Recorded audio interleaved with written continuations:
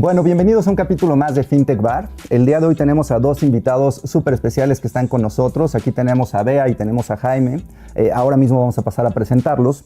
Pero primero el tema que vamos a hablar el día de hoy es súper interesante. Pagos en tiempo real y Open Finance, el futuro de las transacciones digitales. Gracias por seguirnos en FinTech Bar. Y bueno, vamos a empezar a platicar con nuestros invitados directamente. Me interesa mucho saber, Bea, Jaime, ¿qué los motivó a especializarse en estos temas de pagos digitales, de Open Finance? Bea, si quieres comenzar y platicarnos. Pues primero que nada estoy súper agradecida de estar aquí. Me encanta estar en otra edición de FinTech Bar. Me encanta todo lo que van construyendo en tema de ecosistema, todo lo de los eventos. A mí, ¿qué me motivó a meterme a Open Finance? Yo te diría una cosa.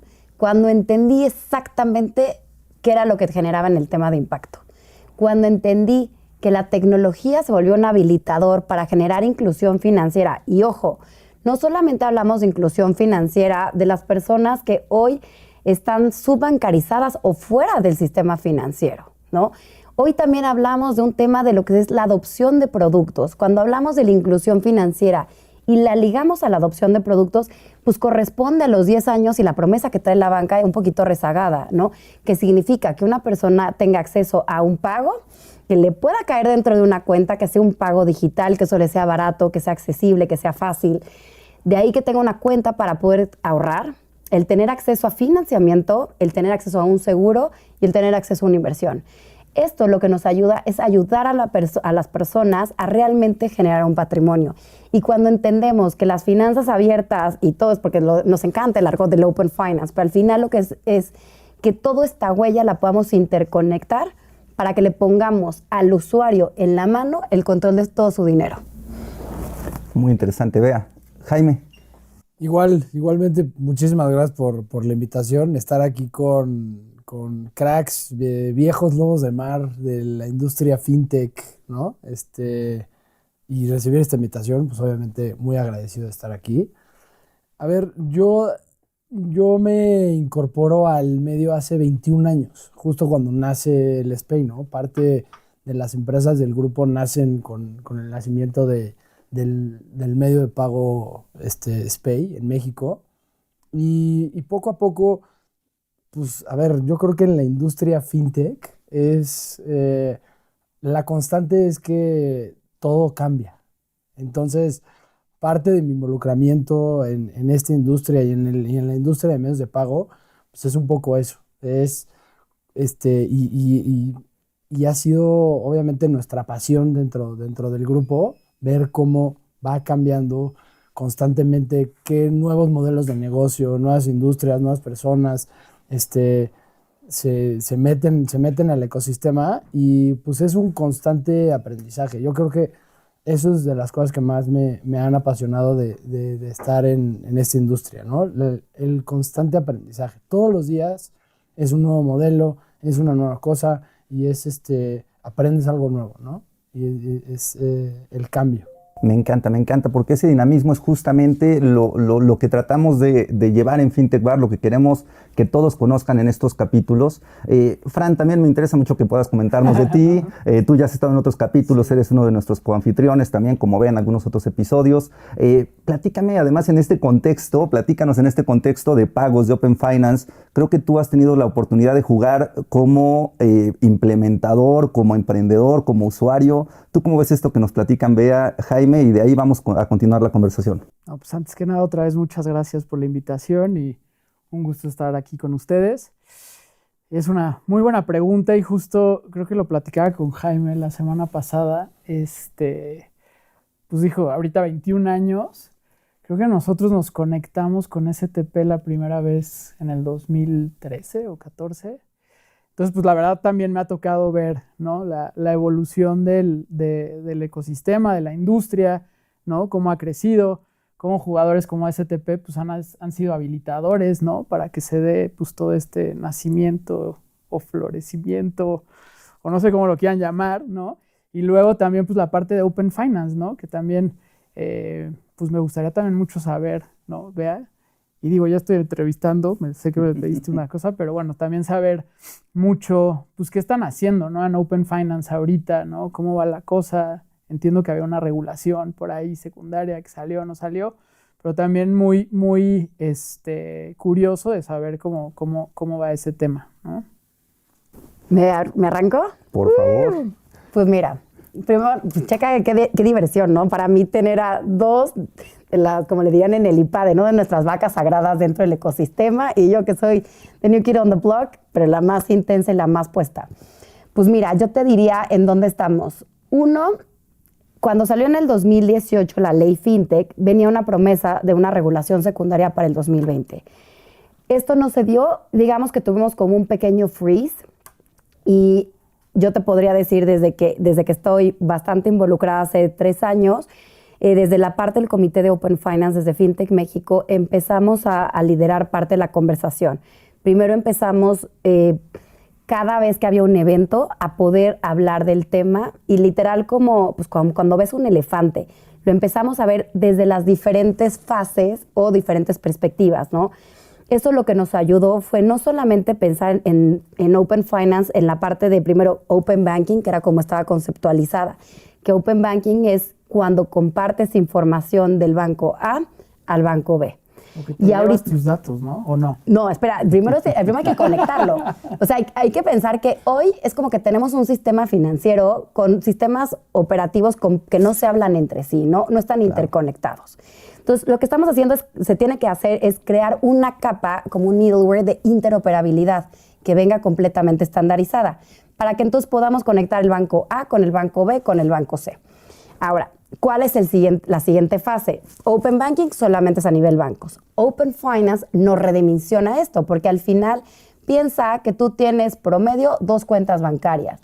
Y además, si te gusta viajar, pues tienes la tarjeta de alguna aerolínea, ¿no? Sponsor por un banco.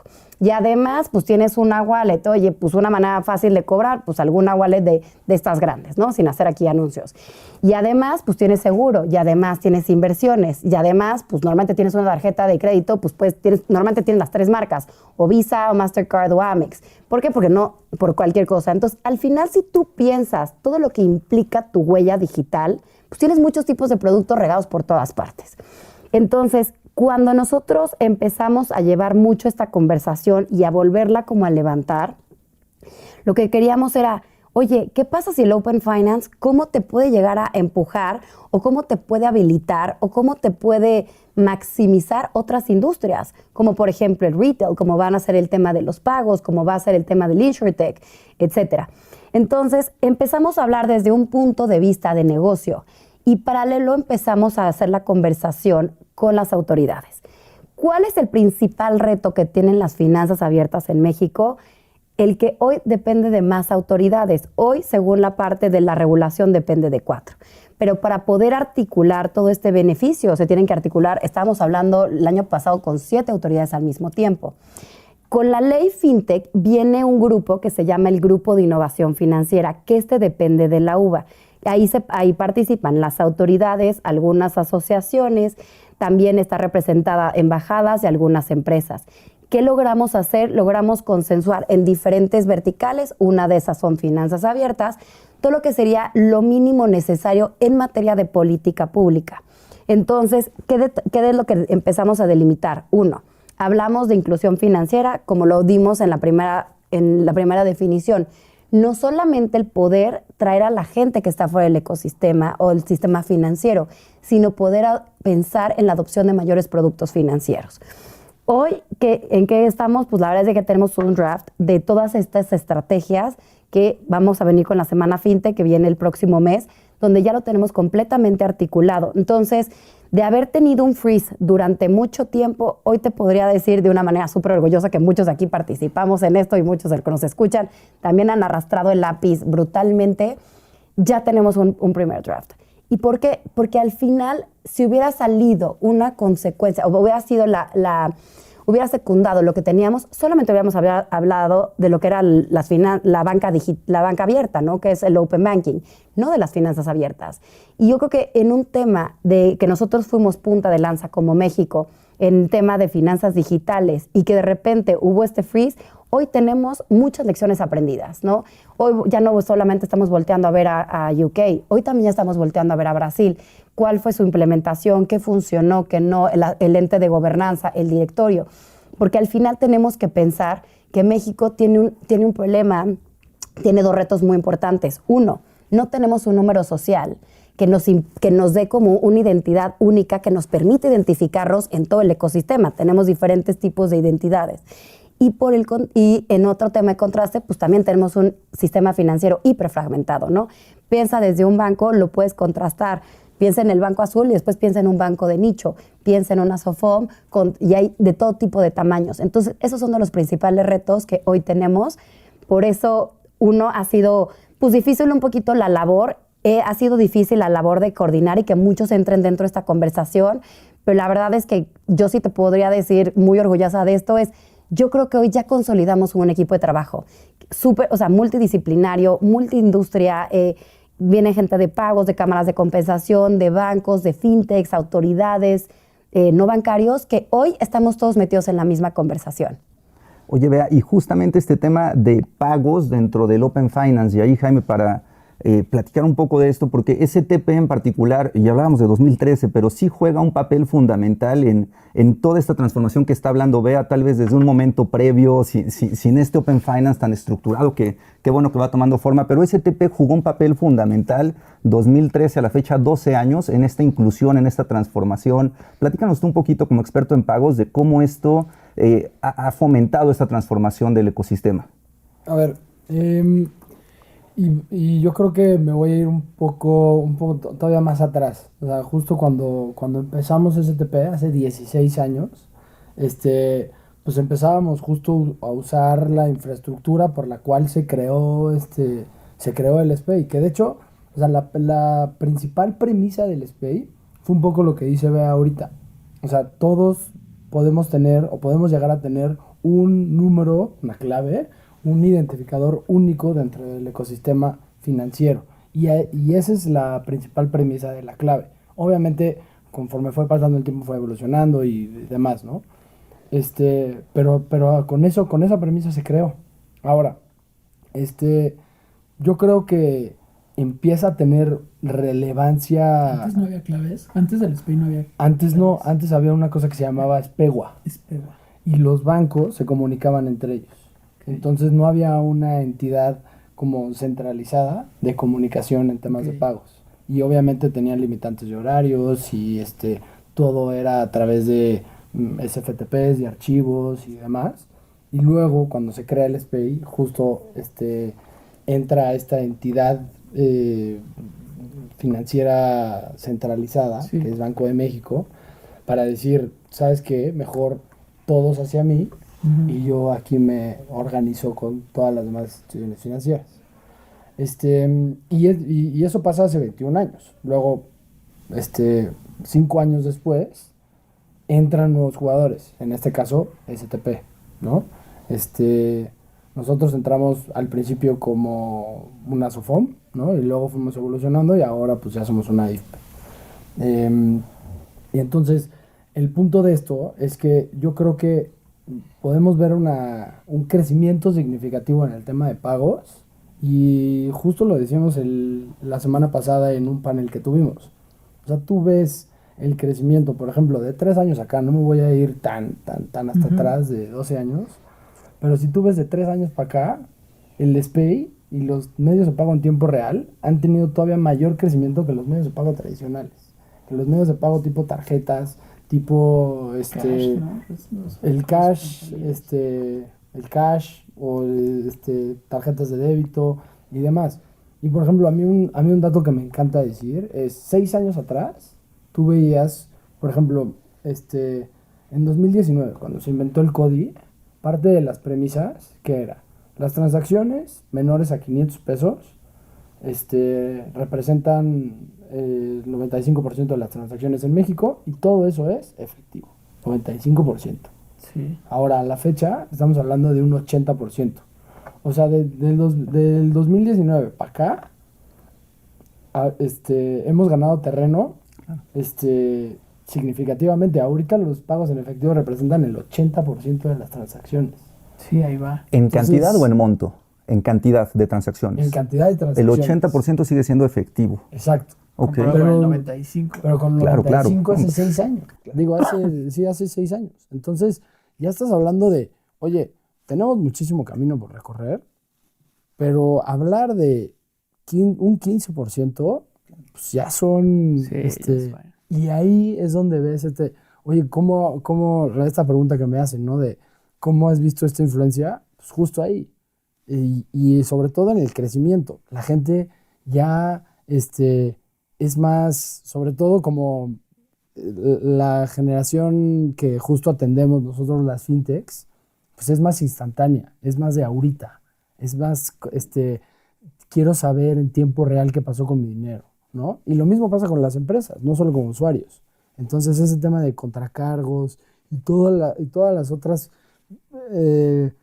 premisas o cosas que pueden pasar dentro de una cadena de pago que no es en tiempo real, ahí es donde generan estos pain points. Pero en medios de pago en tiempo real, como lo es el SPAY, como lo es Cody, como lo es Dimo, generan una mejor experiencia y pues naturalmente ahí están los números y vemos cómo están teniendo este poder, ¿no?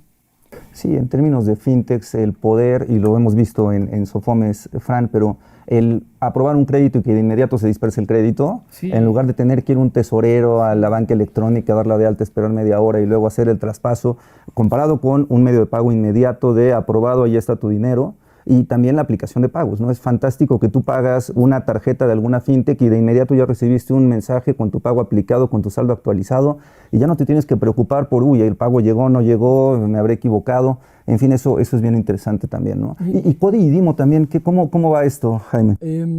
Y ahí, un poco antes de hablar de Dimo, también es, a mí lo que me encanta, y por ejemplo, es algo que yo personalmente viví en la pandemia. O sea, ¿a quién de aquí no le clonaron la tarjeta más de 3 veces? ¿No? En un aburrimiento de esos que estás comprando en línea, a mí me clonaron 3 veces la tarjeta. Entonces, ¿qué pasa? Pues naturalmente mi experiencia, no solo porque me dedico a esto, ¿no? He migrado oye, yo no doy nada, yo me quedo con mis datos y además yo empiezo a hacer estas transferencias desde mi celular. Dimo, ¿cómo va? Yo veo a Dimo, ahorita está en 21 instituciones, pero hay un dato muy interesante. El promedio transaccional de Dimo es de 16,000 pesos. Entonces, por ejemplo, ahí, ¿qué estamos viendo? Estamos viendo que es un medio de pago que las empresas ya están usando y lo están usando para, ¿no? N cantidad de cosas. ¿Pagar la nómina? ¿Puede ser? Puede ser, ¿no?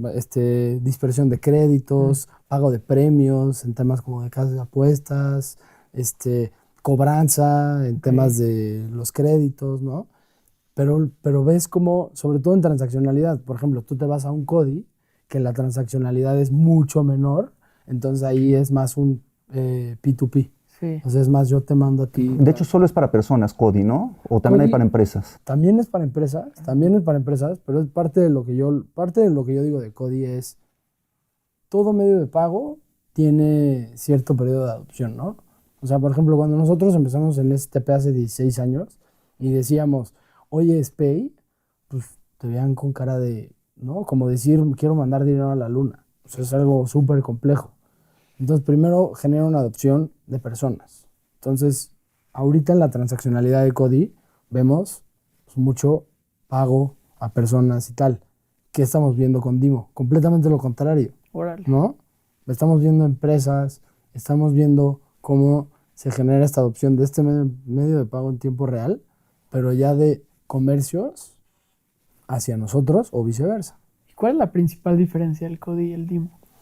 El Cody era un tema activarlo, ¿no? ¿O no? O sea, yo para activarlo en mi banca en línea, tienes que meter, buscarle. Ahí tiene que ver mucho la experiencia de usuario de cada banco, la verdad. O sea, por ejemplo, yo en mi institución financiera tenía un botón ahí relativamente sencillo, yo lo daba de alta, ¿Tú ¿no? tenías Cody? Sí, tampoco me costó trabajo, Fran. ¿No te costó trabajo? O sea, yo sentí... Pero luego podemos platicar a detalle de eso. Pero depende de qué, la verdad depende de cada app. O sea, hay otras apps que están sumamente rebuscadas y sumamente complejas. O sea, ahí fue un tema que pues, es un tema de experiencia de usuario y cada quien lo decidió meter, ¿no? Sí, pero lo he utilizado muy poquito. ¿Y O sea, te pero sí, costó pues trabajo? no, sí, claro. ¿No te costó trabajo? No, sí, o sea, sí le tuve que Dos y dos. buscar Sí, por hay que dónde, ¿eh? Ok, ¿y lo usaste alguna vez? No. Yo creo que no lo usé nunca, la verdad. Sí, yo no creo, o sea, creo que cuando hice, una de mis amigas que se metió a pagos instantáneos me decía, pero ¿cómo? ¿Por qué la tarjeta utiliza? Entonces como que ella me utilizaba y ahí, pero así que ha sido mucho por iniciativa propia, no lo hice. Yo no he visto tantos casos de uso en empresa todavía, en financieras por lo menos, pero sería súper interesante. Y ahora que lo dices, dispersar créditos de menos de 16,000 pesos a través de una alternativa que pueda ser Dimo en lugar de hacer Space, creo que hasta ventajas en tema de costo tiene, ¿no? Y ahorita también acaba de haber un cambio en el manual, donde antes el CODI era de 8,000, era transacciones de bajo valor. Entonces era de 8,000 pesos para abajo. Y ahorita acaba de haber un cambio donde las transferencias pueden ser de 21,000 para abajo. Entonces es poco a poco cómo lo voy usando. Y la verdad, depende mucho de la experiencia de usuario. Yo he visto casos en temas de crédito, he visto casos en temas de casas de apuesta. Es un tema que tienes que hacerlo lo suficientemente sencillo y tenemos que generar esa capacitación a los usuarios finales. Y la verdad, es un tema que beneficia al usuario y yo también lo digo, beneficia a la empresa. O sea, al pagar comisiones del X o Y% de pasar la tarjeta, tener riesgos de contracargos, tener riesgos de demás, la no liquidez y todo eso, híjole, es parte de nuestro speech como medio de pago en tiempo real. Es nuestra responsabilidad guiar al usuario para que a nosotros nos beneficie y a ellos también. Sí, a mí me tocó el SPAY ya de manera muy natural, ¿no? Yo no me tocó en algún momento como cuentaviente pasar de usar transferencia electrónica interbancaria, se llamaba, ¿no? A SPAY. Entonces no podría dimensionar y saber si el Dimo y el CODI van bien o van lento, pero tú en términos de adopción dirías que se va adoptando, o sea, los datos que tienes es que se va adoptando de manera favorable. Se va adoptando, te digo un tema, algunos datos. CODI lo tienen todas las instituciones financieras, es algo regulatorio y obligatorio. Dimo lo tienen 21 instituciones financieras, pero mira este dato interesante. De las 21 instituciones financieras que están, no todas son bancos. Okay. Entonces ya empiezas a ver jugadores, por ejemplo, Finsus, por ejemplo, Nu, por ejemplo, Mercado Pago, STP y demás, que ya están entrando a este ecosistema de medios de pago en tiempo real, no necesariamente forzosos. Qué bien. Qué interesante. Oye, Bea, y algo del Open Finance, una arista del Open Finance del libro, ¿no? Así de cuando lo estudiaba hace algunos años. Una vertiente es la iniciación de pagos, ¿no? Se le llama así tal cual, ¿no? Que es esta capacidad de poder conectar en una aplicación no solo tus cuentas para ver tus saldos y tu uso, sino también poder desde una aplicación descentralizada, independiente de tu banco o de tu entidad financiera, poder hacer un pago, ¿no? Que es un poco lo que STP logró ofrecer desde hace varios años a entidades financieras. ¿Qué nos puedes platicar de la iniciación de pagos? Sé que en México va a ser difícil, pero en casos generales, ¿cómo la iniciación de pagos puede favorecer también todo este esquema? Inclusión, transformación, adopción. Mira, yo creo que el SPAY es una maravilla. Me ha tocado contrastarlo y de repente a mí me agarraron, digo, yo era neófita en esta situación, un día me agarraron con los dedos en la puerta, contrastando contra Argentina, Perú y no me acuerdo contra quién más. Y de repente cuando empezamos a entender todo el potencial que tiene SPAY es brutal, ¿no? El saber que está ya conectado, ya adoptado dentro del sistema financiero. A mí me encanta cada vez que me toca compartir un panel con James o algún tipo de conversación, porque al final el SPAY ya está la carretera montada. ¿Qué significa esta parte de la iniciación de pago? Y me vuelvo a tomar uno de los elementos que voy a mencionar, experiencia usuario. Imagínate, vamos a irnos con un ejemplo súper sencillo. Pago de impuestos.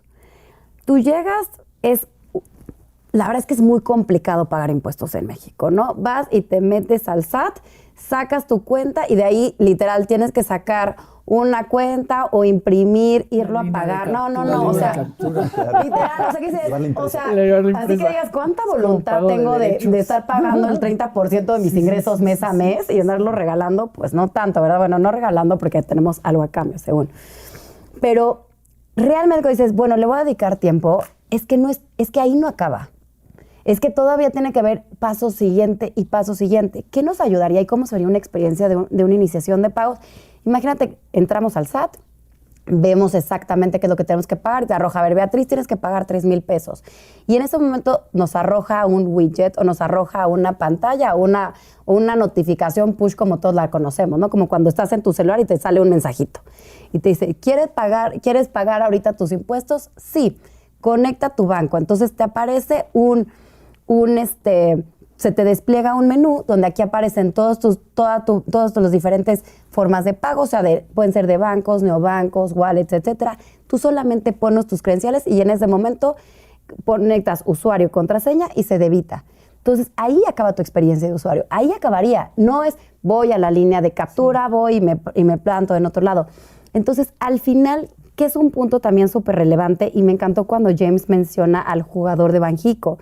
Hoy, gracias a Dios, viene la estrategia de UnsPay 2.0 y viene muchas más estrategia de cómo podemos lograr una mejor adopción de los pagos, cómo podemos interconectar el sistema financiero y cómo podemos facilitarle al usuario la vida.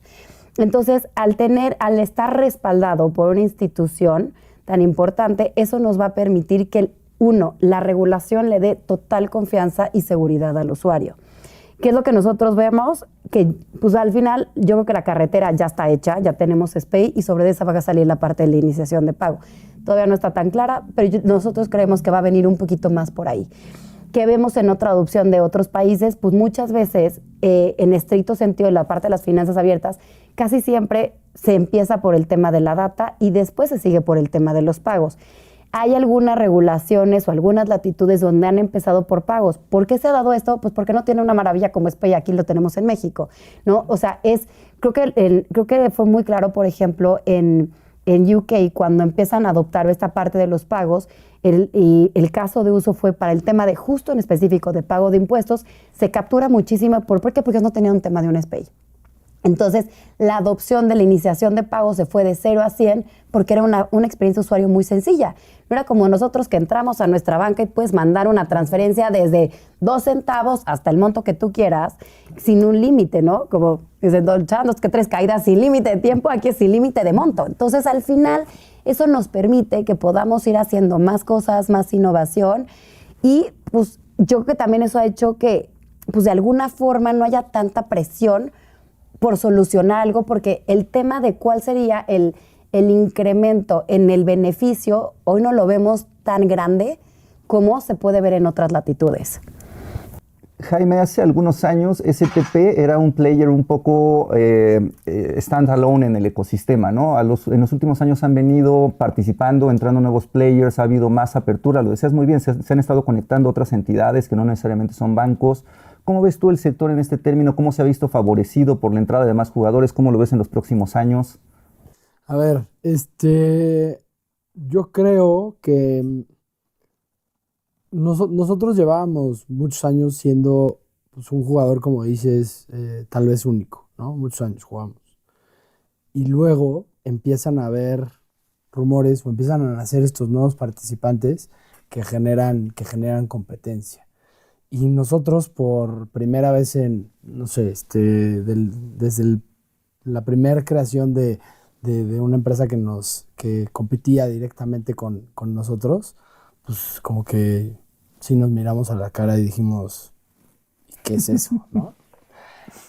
Cosa que nos preocupó mucho, pero al final del día aprendimos que es bueno, ¿no? O sea, hemos visto en esa primera etapa, sí, obviamente generó muchas dudas, generó mucha incertidumbre, pero conforme fue avanzando y fue creciendo, obviamente, el sector de medios de pago, en temas de SPAY y en específico, lo que hacían lo mismo que nosotros, vimos cómo al final del día beneficiaba el ecosistema. Y nos beneficiaba a nosotros.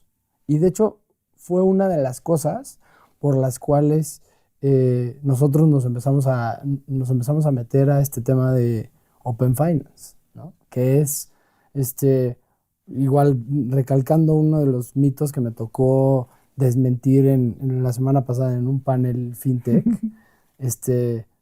si comparto mis datos, mis clientes se van a ir con alguien más. Y no. Justo lo que decía en el panel era que el tema de la competencia, el tema de datos, el tema de Open Finance, todo lo que estamos diciendo son oportunidades, ¿no? Es nuestra responsabilidad como líderes en nuestras empresas, líderes en nuestros sectores, generar acciones que beneficien a nuestros usuarios y, como la metodología lo dice, el cliente al centro de todo. Siempre escuchar al cliente, siempre atender a sus necesidades, y eso es parte de lo que nosotros hemos hecho a lo largo de estos años, ¿no? El sector, gracias a todas las empresas que han nacido, ¿no? que hacen lo mismo que nosotros, el sector ha crecido, ¿no? Pues yo me acuerdo hace algunos años, el primer radar Finovista, y ahorita lo acaban de lanzar, y ahorita son 700, hay entre 700 y 800, no se sabe bien, pero es una monstruosidad. Yo creo que eso ha sido chamba de todos, ¿no? Y justo el tema de Open Finance va mucho de la mano. O sea, es nuestra responsabilidad que a través de mayor información, mayor competencia, pues ahora sí que todas las instituciones financieras en conjunto colaboremos para un fin en común, que es inclusión financiera para el beneficio de nuestros clientes, ¿no? O sea, los usuarios, las personas, las empresas, etcétera. A mí me gustaría complementar un poco lo que acaba de decir James en un punto que, contrastándolo, por ejemplo, uno de los mejores wins que tuvo Chile fue el haber hecho un estado pro competencia. ¿Eso qué significa? Y me encanta porque justo redondeando sobre eso es cómo le damos al usuario más opciones de dónde escoger, ¿no? Y cuando tú tienes una competencia, te obliga a ser mejor. Hoy, la verdad, como usuario, pues vas y buscas a cada una institución. Oye, ¿quieres pedir un crédito hipotecario? Y vas y le tocas la puerta a todos los colores, ¿no? Y siempre te dicen, oye, reciprocidad, desinvierte, te trae, ponme, quita y todo eso. ¿Y qué pasa si esto se volviera como en un Tinder, no? Tú te llegas, te muestras y dices, este es mi perfil, ¿a qué tendría yo acceso?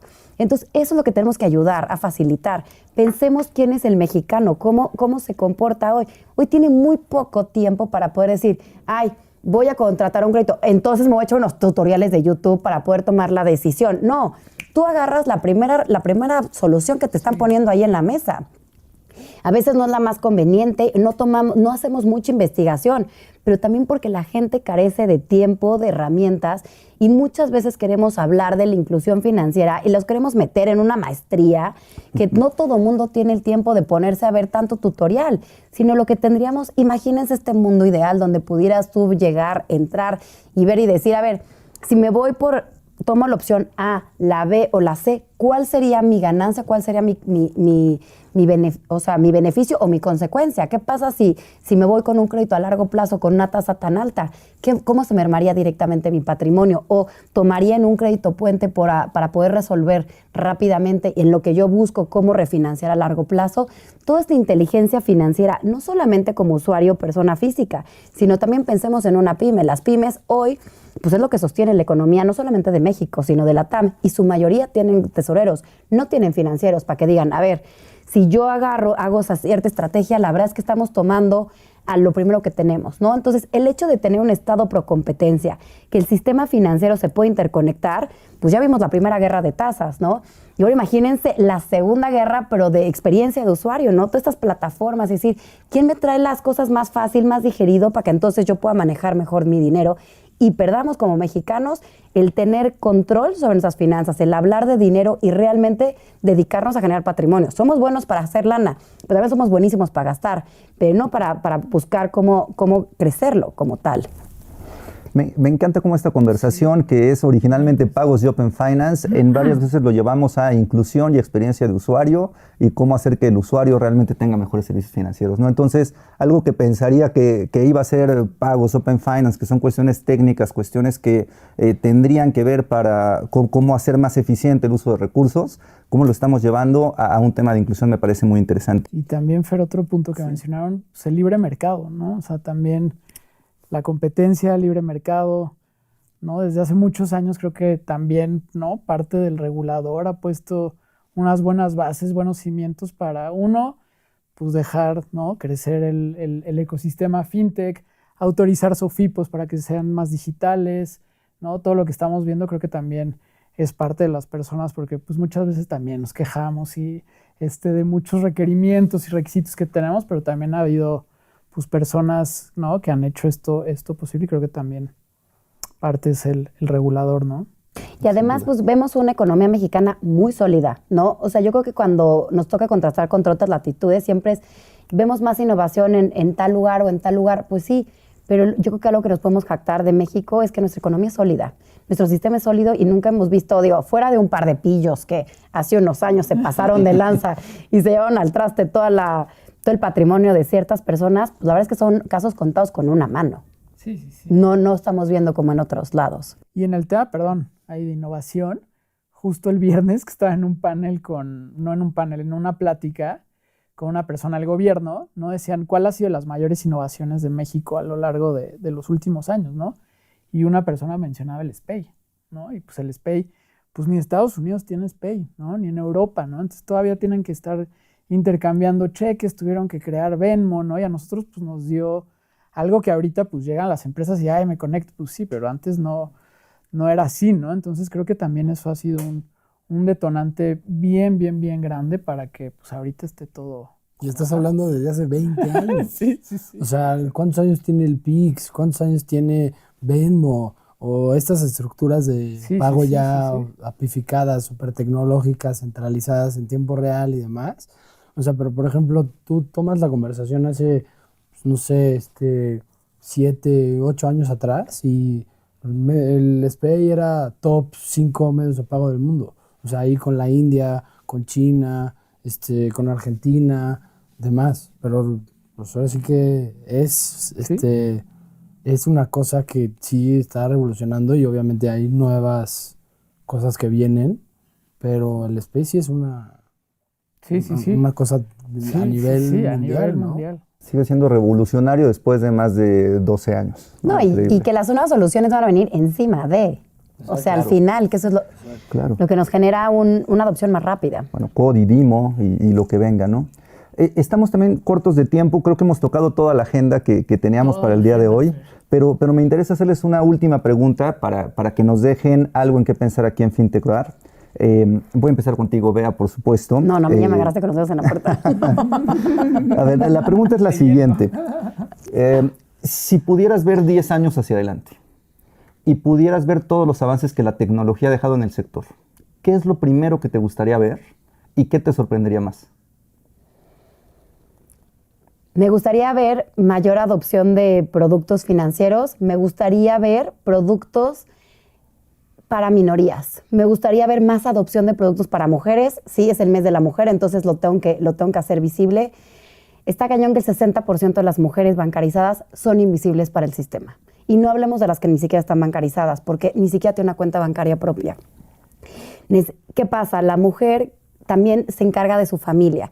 Entonces, una mujer que está fuera de la economía también, de facto, están sus hijos. Entonces, me gustaría ver mucho más adopción en esos productos, no solamente para mujeres, para familias, también para niños, que todos le perdamos este miedo a trabajar a hablar de dinero, de las finanzas, a poder crecer, a hacer una economía mucho más sólida, más sostenible.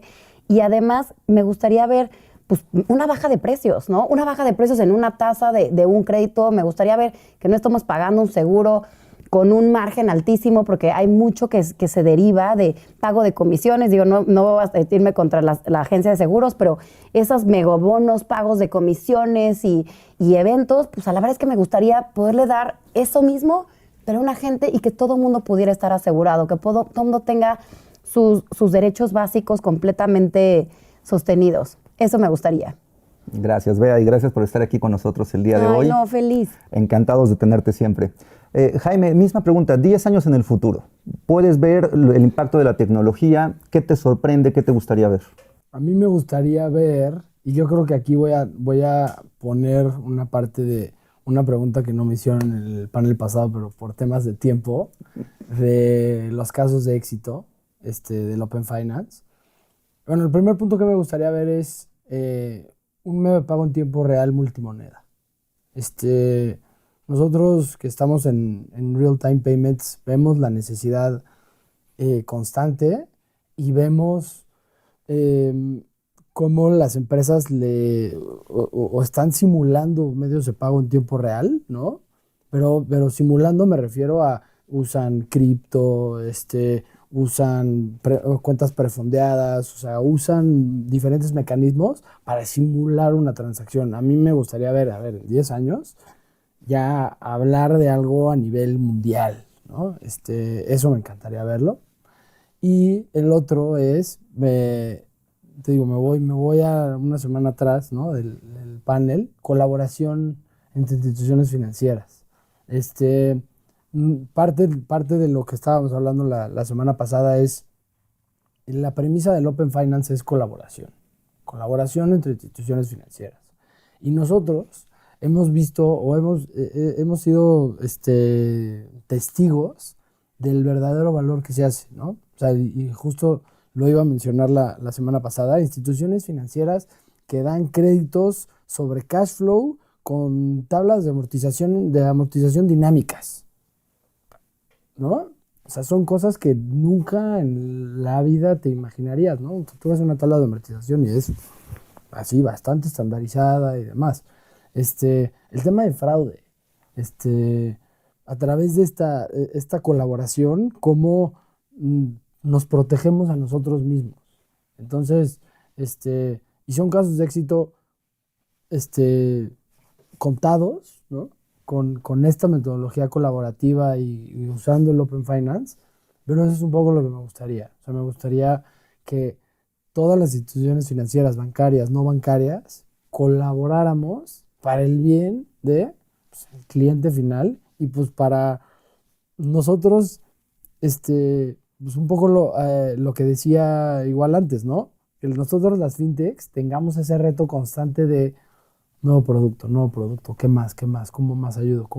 Porque eso es lo que hacemos, eso es lo que hacemos todos los días.